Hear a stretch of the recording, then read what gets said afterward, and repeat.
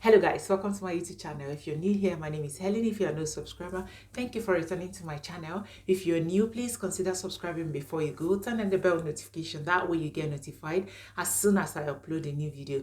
Today's video is my miscarriage success story. Okay, so if you clicked on, you will probably would have seen the topic. That's why you clicked. Yeah, okay. So I am going to be taking you through my miscarriage journey. If this is something that you would want to watch, then definitely keep watching. If this story is too long, I'm going to divide it into parts, so it's going to be like part 1 and part 2, so that I don't bore you with a very long video. So I'm going to divide it, share it into 2, so that you can have you can enjoy to watch it more. Okay, the whole thing started in 2017. I got married August 2017. I joined my husband in the United Kingdom December 2017, and by January 2018 I was already pregnant. Okay, so I got pregnant. I was pregnant. I knew I was pregnant, so I didn't even need to take a test because I never had to miss a period, and when I did, I knew I was pregnant because I did work get people pregnant, so I knew I was pregnant. So I just went on to, like, slightly on a lighter note, just told my husband, I think I'm pregnant, and that slide. So we went on like that. I didn't take a test. I didn't get on any form of vitamins, not even folic acid. I didn't take any medication, but I knew I was pregnant, and I didn't get to call any GP, general practitioners, and the doctor in the UK. I never called anybody. I was just by myself, but I knew I was pregnant. Okay, so it's like 11 days late, and at the time maybe I don't know, maybe I was 4 or 5 weeks pregnant.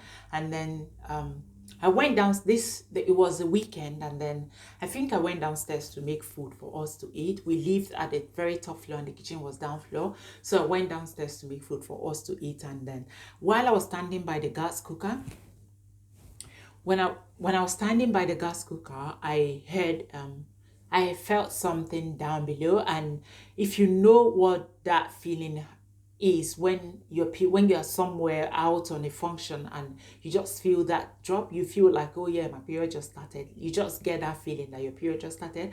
That's what I felt. And so when I felt that thing, my heart sank into my stomach, and then I turned the gas cooker up, and then I ran upstairs direct into the bathroom to check what was going on, because I knew what I felt was not normal. It wasn't like, it was not usual. So I went upstairs direct into the bathroom, and lo and behold, I was bleeding. And so I went inside, told my husband, I think I'm bleeding. And then because it was a weekend, what we could access at the time was to go to what's it called, a pharmacy. And so we went to the pharmacy down the street. And so I spoke to the lady pharmacist, and then she asked me if I had done a pregnancy test. She asked me if I was pregnant. I said yes. Have you done a pregnancy test? And I said no.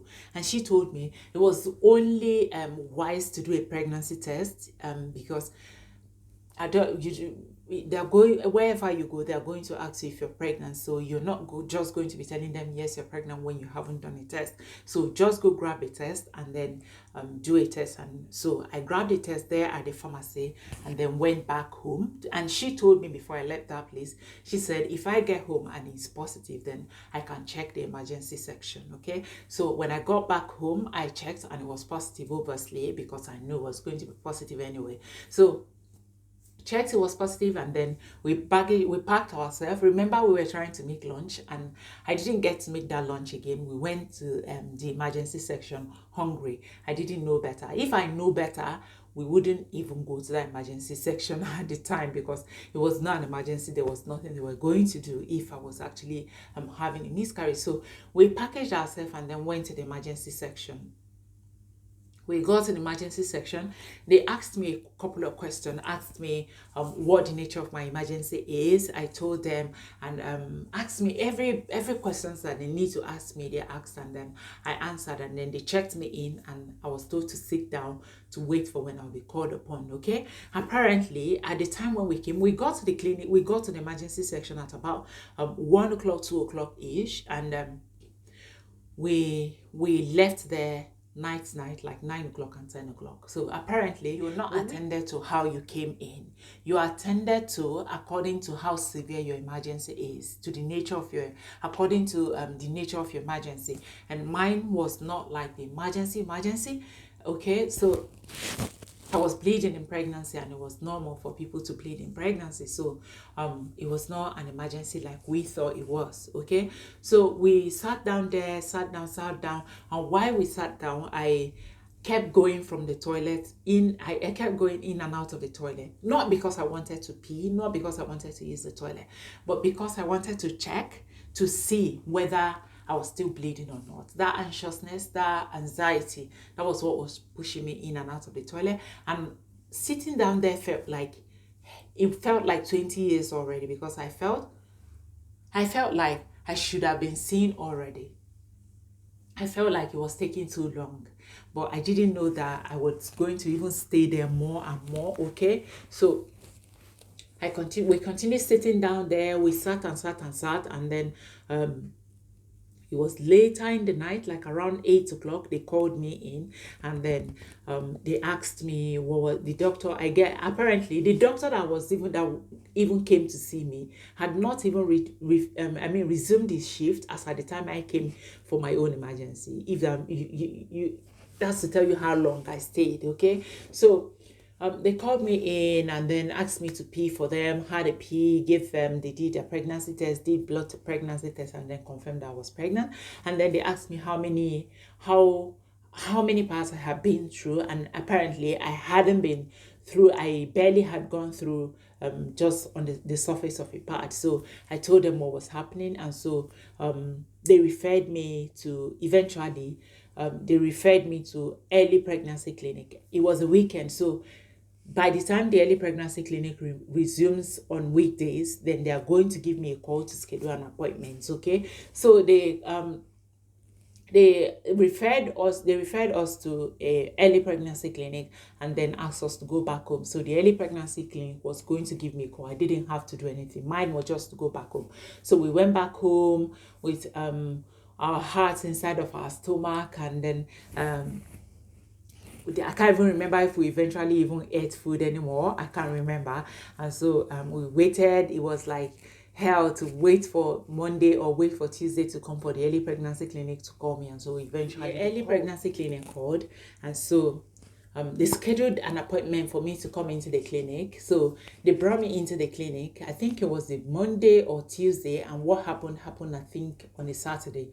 So at that time the bleeding was still on and off. Okay, so went to the clinic, and then they brought me to the clinic, and then we were going to do a scan. On the scan, so they scheduled time for scan, we went for scan, and then on the screen we eventually get to see heartbeat, and that actually replaced our heart where it was supposed to be again. Okay, so we went back home with every piece of joy again, because at least we had seen the heartbeat, which is more like the pregnancy is there and the baby is there. We became happy again, and then we went back home. So at the time, I think I was around 6 weeks, and then my pregnancy sickness had already kicked in. I had already started being sick, and so I continued being ill. I continued to be sick, and at this point where they did the scan, and going back home and staying back at home and waiting for us to see what is going to happen, they had given me some leaflet from the hospital explaining to me miscarriages and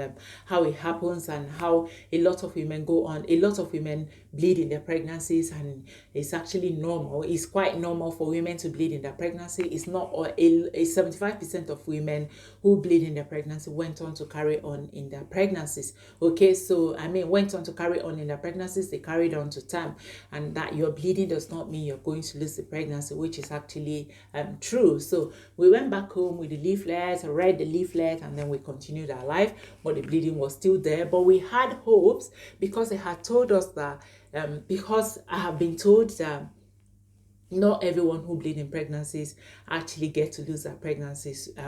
I actually had the faith, and then I actually was not looking towards the area of losing the pregnancy anymore. At this time, I actually was not looking at losing the pregnancy. What was on my mind now was how to deal with my pregnancy sickness. So I was so ill. Remember, I had been pregnant and had actually nearly 6 weeks, and I wasn't taking any form of vitamin. And I came into the UK in the mid of winter, and so I became depleted of vitamin D. Okay, I had vitamin D deficiency, and so there was no way you were going.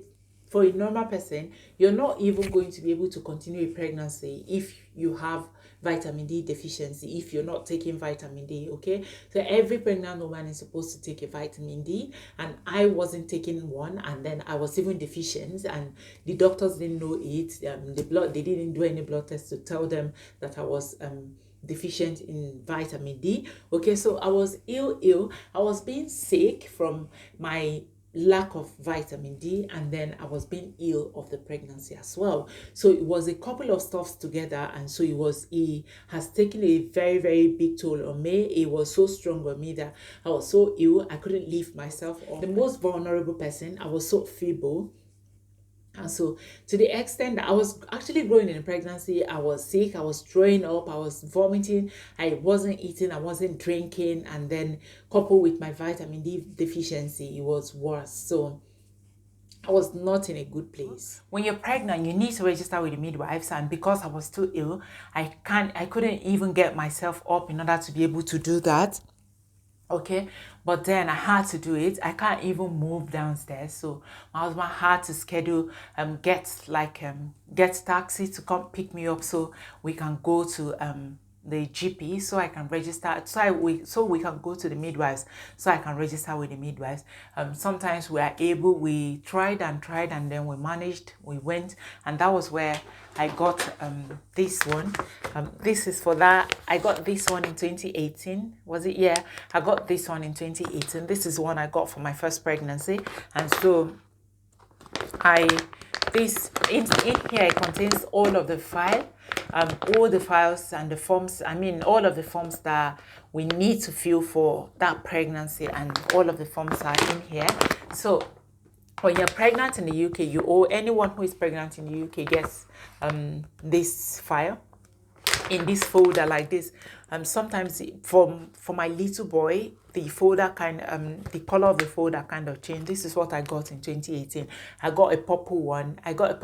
In this in 2020. Okay, so I got that. We took it home. My husband tried to help me fill it. We filled, and then it was time to submit. I couldn't go and submit because I was so tired, and then the bleeding continued, and then I became so sick. I was vomiting blood, I was vomiting everything possible, and I wasn't eating and drinking. So I started vomiting blood, and the more I vomit, the more I bleed, because when you vomit, when you're sick, you put pressure in your stomach, don't you?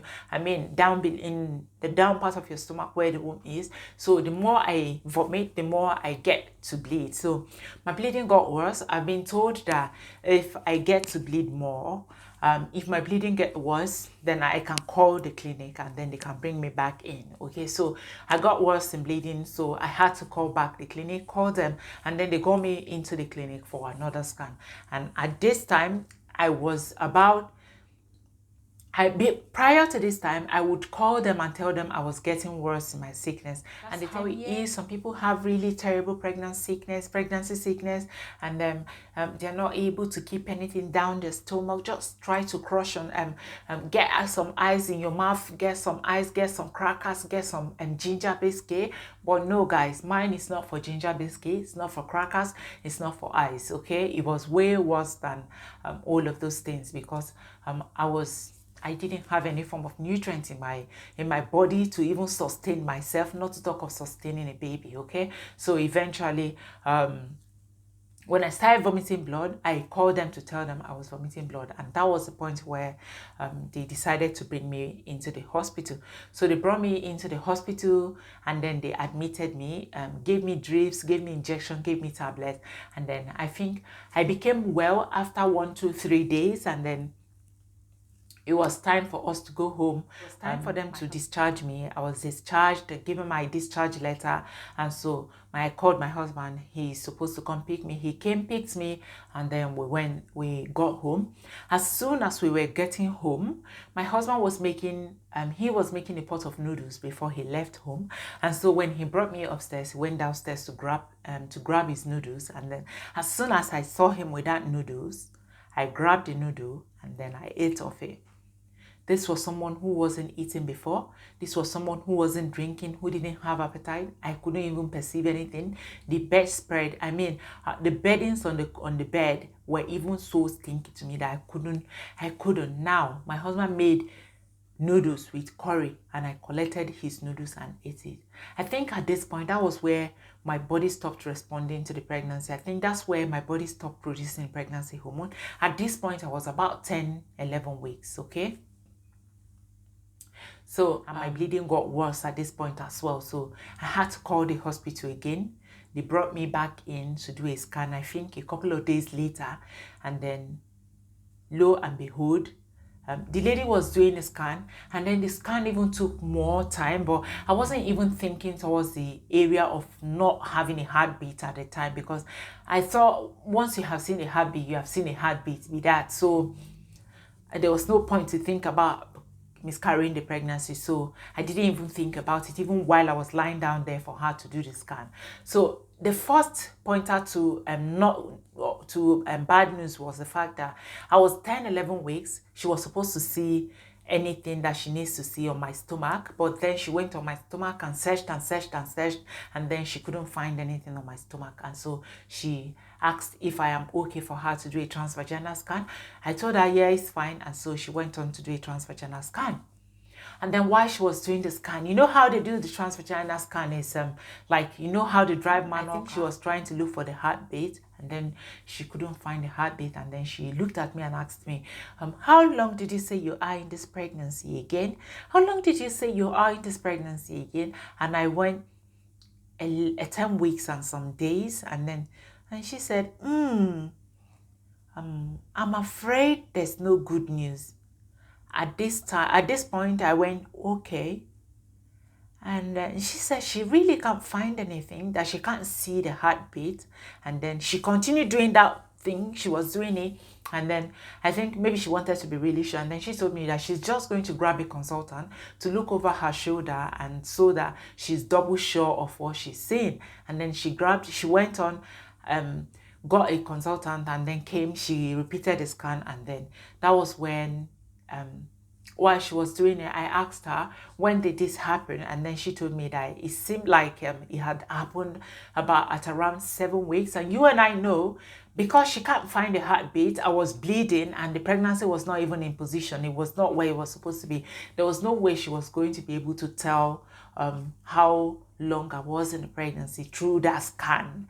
And I got to know this at the time when I was expelling the pregnancy. Okay, so that was when they packaged me, gathered me, took me into one room where a nurse who was putting on a black head and toe, from up to down, she wore it's not a nurse, a midwife who was wearing what she was wearing was black all through. And so she came to console me and came to tell me sorry, and gave me all of the leaflets of miscarriages, and then spoke me through the process of evacuation and all of that thing. And so she spoke me through the process of evacuation, the different kinds of evacuation, manual aspiration, how to get rid of, how to take away the pregnancy tissue.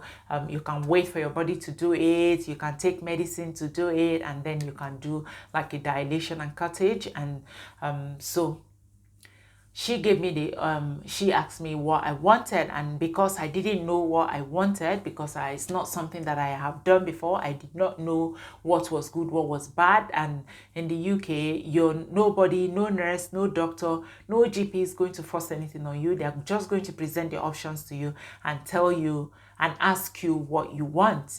Even if you know or you don't know, at least they just need you to consent to whatever they are going to do to you. So I had to call a friend of mine that I was talking to at the time, and so I asked what was the right thing to do. Apparently she has an idea how these things work. So she told me to tell them what I am to do a D&C, like a dilation and curettage.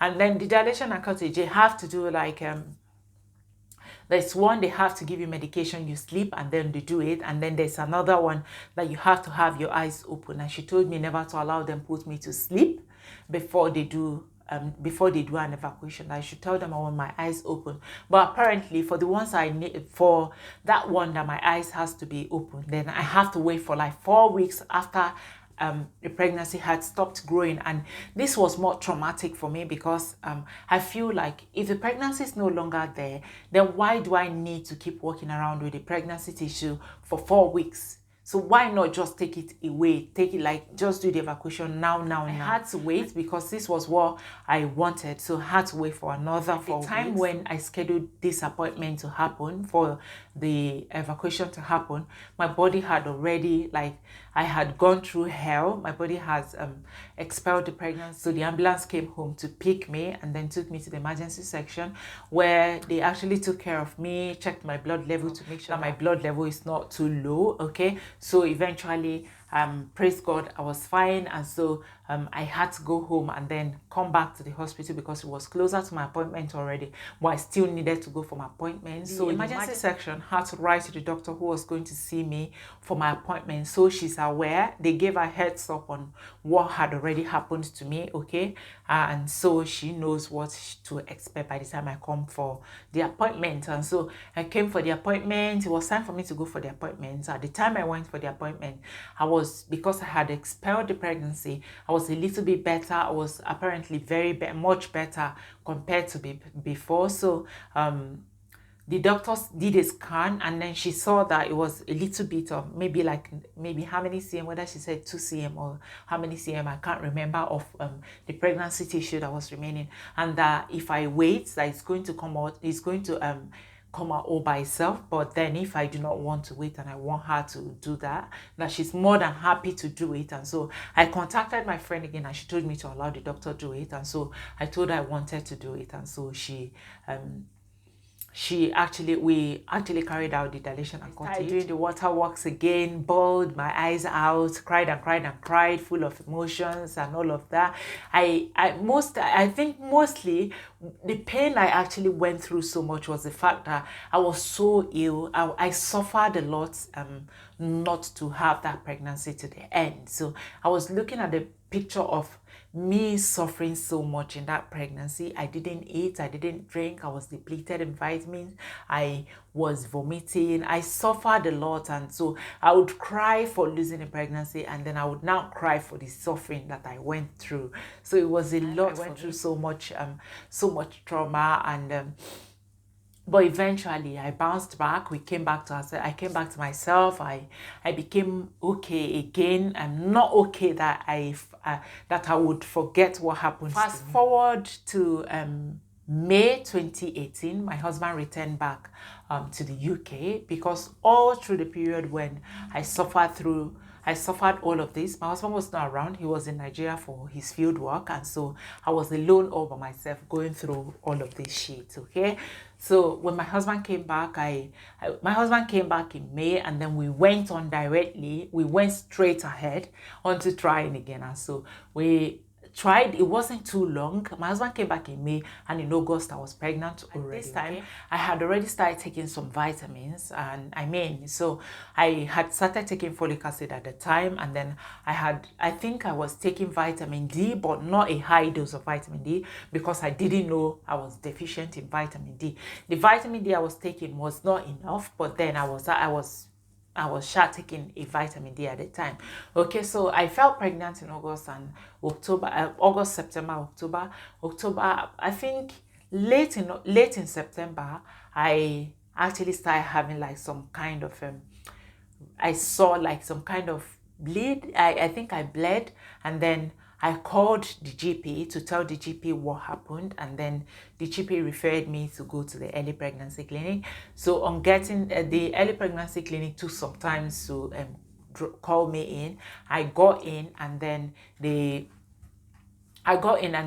it was a scan. I waited for scan, and then while she did the scan, and then and this, while she was doing the scan, I actually bled more. And then when I got up to clean up, I know I actually bled more. And then she on that, for that scan, there was actually a heartbeat, and then the pregnancy was measuring 6 weeks. I had visited the GP earlier when I discovered I was pregnant, and then told the GP that I was pregnant. So the GP kind of did like the manual calculation, and then she told me how many weeks. I mean, he told me how many weeks I was, and then I started calculating from when I last saw the GP. So by my calculation and the GP's calculation, I was supposed to be about 7 weeks plus, but the pregnancy measured 6 weeks. I mean, it didn't matter if the pregnancy was 6 weeks, but then I was bleeding.